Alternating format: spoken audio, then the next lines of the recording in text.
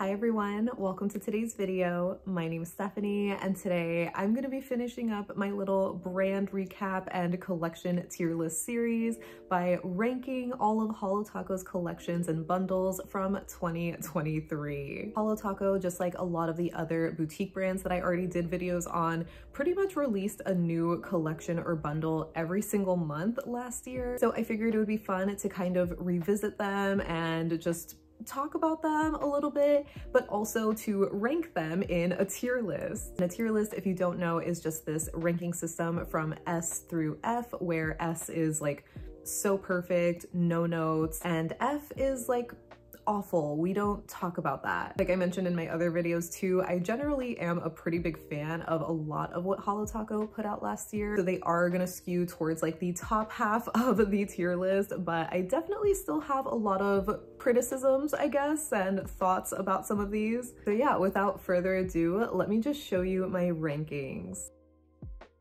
All right, so welcome to the tier list. So I have all of the collections and bundles underneath, and then my ranking for today is gonna go from S through D because I personally don't think Holo Taco put out anything that deserves to be in the F tier. So D is gonna be the lowest that we will potentially go. So starting in the month of January, Holo Taco released their Holo Barista bundle, and this was a 5-piece line of neutrals in their new crushed holographic formula. Their crushed holo is basically like a very, very fine shredded holographic effect that has more of a scattered holographic look as opposed to a linear holo. So it's definitely a lot more subtle than their linear holos, for example. I'm wearing Coral Chaser right now, and I'm not sure if you can really tell the rainbows from here, but I definitely can see them. And this is just with regular like light. So imagine in the sun, these are gonna be so in your face. Crushed holos are definitely more subtle. A lot of people don't like them for that reason. They think they're like boring, but I am not one of those. I absolutely loved this bundle. I'm always going to be a fan of like neutrals, and even though this only had 5 polishes, they still were just such a great range of shades. So I don't know, maybe call me boring or something, but honestly I would put these in the S tier. They are just so good, and I definitely hope we see some more crushed holo from them. I know a lot of people again might not love that, but I just think they'll be so pretty, and I know a lot of people are already anticipating like a complete rainbow collection in the crushed holo formula. I definitely would like that, but I think I also would really love just a line of really dark jewel tone shades. I think that would look so nice with this finish. In the month of February, we got the One Coat Chrome collection, and this was Holo Taco's first collection of the year, so it had the collection box and everything. This one, it came with 5 polishes and a new quick dry base coat that was specifically formulated to work with these chrome polishes, and I was not really a fan of these. Like, don't get me wrong, I definitely do love a nice chrome mani. I do hate how it's been like renamed to like Hailey Bieber's glazed, you know, whatever nails, but like a classic chrome I think is absolutely beautiful. But personally, I feel like you only get the best chrome effect by actually using a chrome powder, whether it's over gel or even regular polish, because you can achieve that look with regular nail polishes. But these just ended up not really giving chrome for me. They just looked more like soft metallics, and so I wasn't super into them. Like even the colors were not super for me. I think having a silver chrome is like a cool thing and maybe like a staple in your collection, especially for nail art, but that gold was just atrocious in my opinion. I'm so sorry if you actually like that shade, but I do not like it. The other 3 were fun. The Aquafoil, which RIP, Iron Violet, and Pink Steel, definitely, you know, fun colors. Like I appreciate that they try to make it a little bit more exciting, and I feel like I have seen some cool like uses of chrome in nail art. But yeah, overall this was just not really for me, and I kind of wish this wasn't actually a collection but rather a bundle. I would have much preferred getting a nice collection box for the Barista shades. So I know there were a decent number of people who did like this collection, but for me, I'm honestly gonna put them in the the D tier. So then in March, we got the Pastel and Don't Tell bundle, which was a 6-piece set of pastel cream polishes. So even though I generally did like these when I first reviewed them, I definitely don't love them. And starting with the theme, that is the most confusing thing for this bundle for me, where it's like this mix of foods, but also true crime. Like we have the shades Serial Killer, Crime and Punishment, and Rest in Peach. But then the other 3 are Pinky Swear, Too Good to Be Blue, and Banana Medicine. So I'm just not seeing how they like fit together. I'm assuming somebody from Holo Taco, maybe Christine herself, was like, no, I don't want to just do pastels for spring because that's boring. Let's make it like a little bit more fun and interesting. But this was just so random to me. It just didn't really work. I would be more than okay if it was just a normal, basic pastel kind of marketing. So this collection definitely loses the most points for me in regards to the theme, which I feel like is so hard to do because Holo Taco usually like nails it. Color story was definitely cute though. I mean, it's like your sort of typical spring pastels. They definitely were nice. The only one I didn't love was the peach because it just didn't really complement my skin tone. But for the other shades, I definitely did like those a little bit more because even though you would think they're just your normal pastels, these definitely were a lot brighter and just had such nice color to them. And as far as all of them being creams, I wasn't mad at that, but this might be an unpopular opinion, but I just don't love Holo Taco creams. I've definitely talked about it on my channel a couple of times before in other videos where I just expect creams to be very creamy, full coverage, opaque in one coat alone. But if I remember correctly, a lot of these had a slightly more crelly leaning formula. So depending on your application, I could see some people maybe needing 3 coats for these. So again, generally I like them, but didn't really wow me. So I'm gonna put these in the C tier for now. Then in April, we got the Royal Debut Trio. And this was a limited edition release of 3 polishes basically created by the Holo Taco royalty, which is the highest tier of Holo Taco customers. They're pretty, but I just personally feel like they weren't super unique. And no, that's not necessarily the Holo royalty's fault. Like, they can only choose so many options. But I kind of wish that Christine was able to be like, oh, well, you know, the purple foil metallic we're actually gonna be releasing like later in the year, so you guys don't have to worry about that. For being a trio, I really thought only one of the polishes was more of a standout, that one being Glamethyst, which was a micro glitter formula similar to the holiday glitters, but this one had an additional shimmer in it as well, so it was like a new finish to Holo Taco's lineup. I know technically Toe Beans was also kind of a new finish because it wasn't just a linear holo, but it also had a shimmer in it. But personally, I don't think the shimmer was like strong enough to stand out. So yeah, even though I don't love this trio and I don't think it like stood out so much, I only really like 1 out of the 3 of them,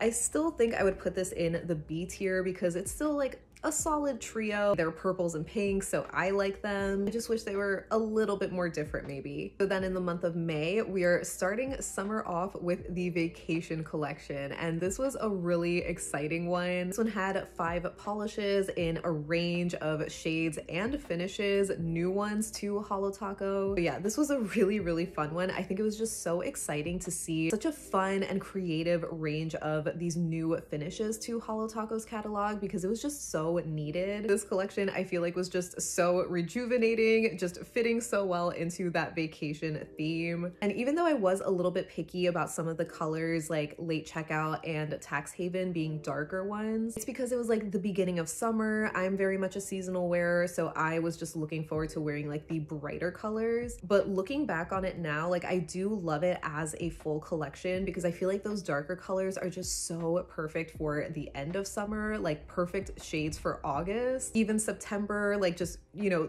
the perfect way to transition from summer to fall, basically. So if you couldn't tell by how many times I use perfect to describe this collection, this is gonna be another S tier for me. Then in the month of June, we got the Fire and Ice bundle, and this was just a little 5-piece set that had 2 creams and 3 shimmer polishes, and the names and colors kind of followed that Fire and Ice theme. I generally did enjoy this bundle. Like the creams sort of took me by surprise, where I normally wouldn't go for a shade like Hot Take, but I ended up really loving it. And Cold Slate, I remember, had like such a flawless kind of formula that I basically expect from Holo Taco. I don't know if I would go as far as ranking these in the A tier. I think I would put them in B and keep them behind the Royal Debut trio. Then in July, we celebrated Holo Taco's 4th birthday with the Retro Anniversary Collection.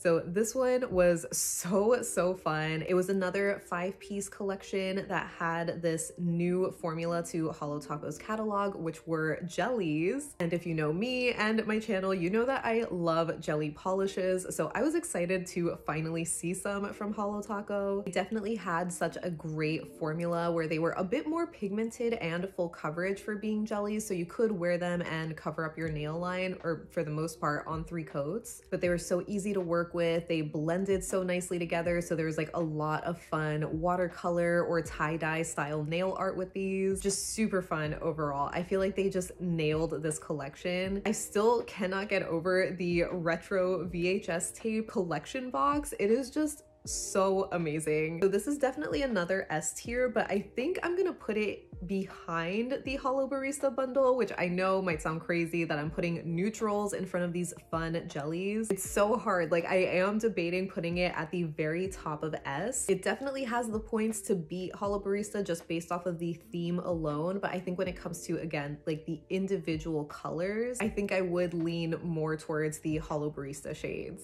Moving on to August, we got the Down to Earth bundle, and this was a 6-piece set that consisted of 5 cream polishes and a new flaky taco that very much had like a fall theme. And this was definitely a beautiful lineup. Like, I'm a sucker for fall colors. I especially was loving creams last fall season, so this was just very exciting for me personally. Even though the standout was definitely that multi-chrome topper, it just was so beautiful. So I did debate putting these in the A tier because it is a pretty solid bundle. I think generally I enjoyed the formula of these creams a lot more than the pastels, for example. Unfortunately, I didn't love all of the colors as much as I thought I was going to. Low-key blushing was definitely a fave, so I'm gonna put this in the B tier, and I think I'm gonna put this in front of the Fire and Ice bundle, but not in front of the Royal Debut trio. In the month of September, we got the highly anticipated Safiya collection. Technically did come with some extras like the black crystal file and the bat glitters, which definitely were fun, but I'm not going to be taking those into consideration for my ranking. I'm just going to be focusing on the polishes, and this definitely was a fun one. I absolutely loved the packaging. It is such a beautifully designed box. I feel like it's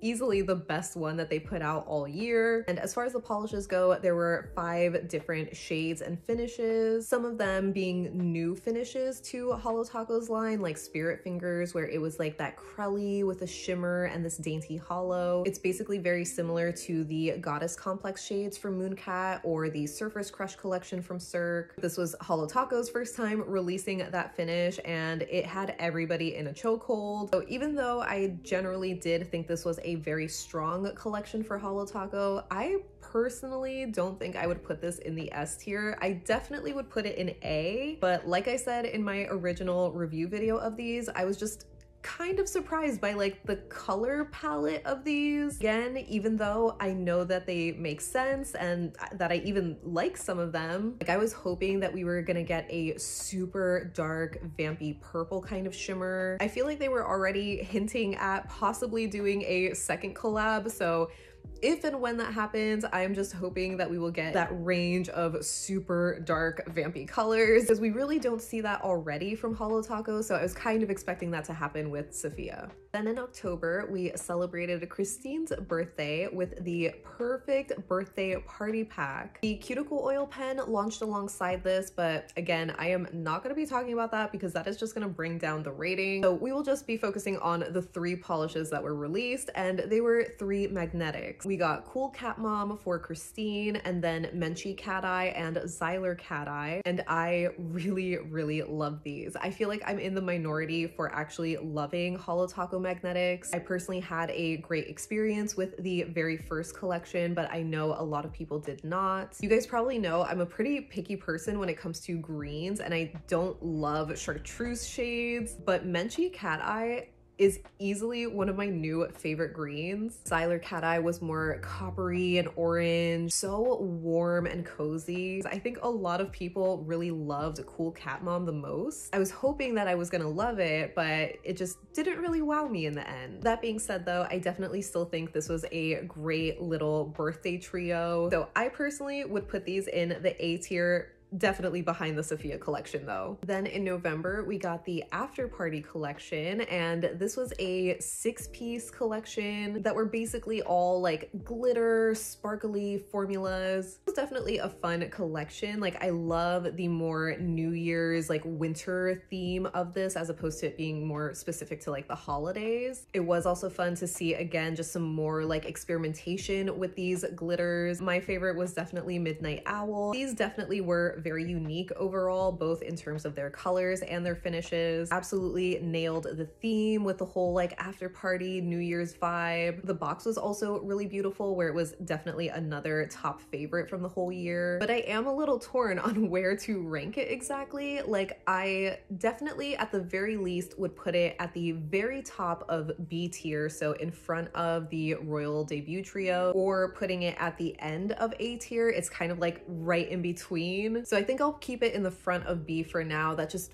feels right. I can definitely see a case for it being a strong A tier collection because again, like objectively, I would say it's like an A tier, but for me and my personal taste, I would keep it in B. And finally in December, we got the Declassified set, which were basically these prototype polishes. This set of 5 featured 4 polishes and 1 new flaky taco. Definitely a fun range of finishes, and the colors I thought were so perfect for winter. So yeah, the polishes themselves were really great. The theme as far as being like prototypes, I really love. I mentioned that with Mooncat's video. I think it would be so fun to just see these like small bundles of prototype polishes be released. And since this one was called the 001 set, we most likely are gonna see at least a 002 set. This definitely was a solid release, but kind of similar to the After Party collection, I still wouldn't really rank it super high. For me personally, I feel like the only standout in this set was 50 Shades of Grey. The others, I was like,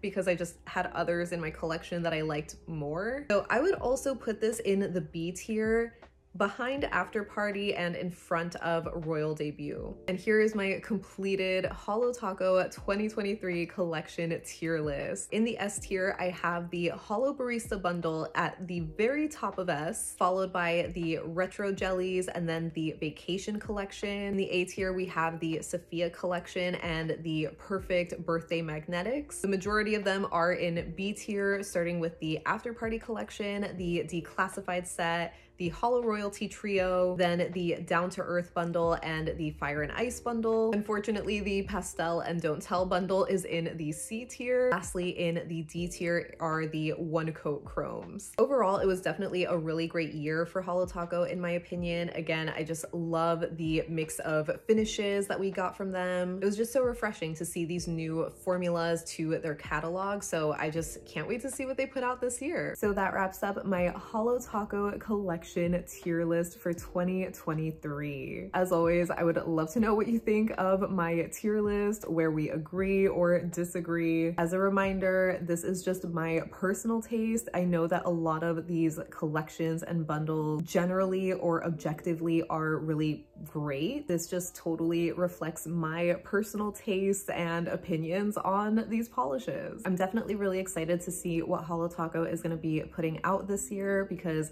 last year we definitely got a lot of new formulas and finishes. And I think that's what we really needed to see from them, because there was just a lot of repetition. Holo Taco is pretty much like the youngest of the 4 boutique brands. I know Mooncat did their rebrand about like 2 years ago, but they were operating as Live Love Polish for several years before that. And so with those other brands, I definitely am a little bit more forgiving when, you know, they put out so many collections year after year. It's normal that we're gonna see some like repeat colors, but I feel like 2 years ago, Holo Taco was doing that with like almost every collection where it's like the same 5 colors. And so I'm really happy that last year it looks like they just started to move away from that. So yeah, I'm just really excited to see what they put out this year. I definitely would love to see more of those fun, unique finishes like we saw in Never Tied Down. Obviously more crushed hollows. I know that I'm probably in the minority there, but I just think they're so pretty. And hopefully some other finishes too. I know a lot of people would love to see more colors like spirit fingers from the Safiya collection. So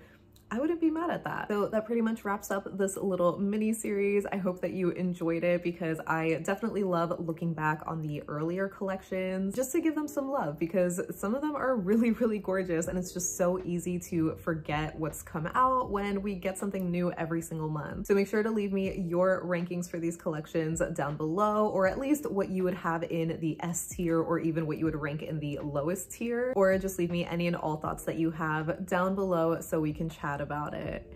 But thank you so much for hanging out with me today. I hope you have a great rest of your day and I'll see you in the next one. Bye.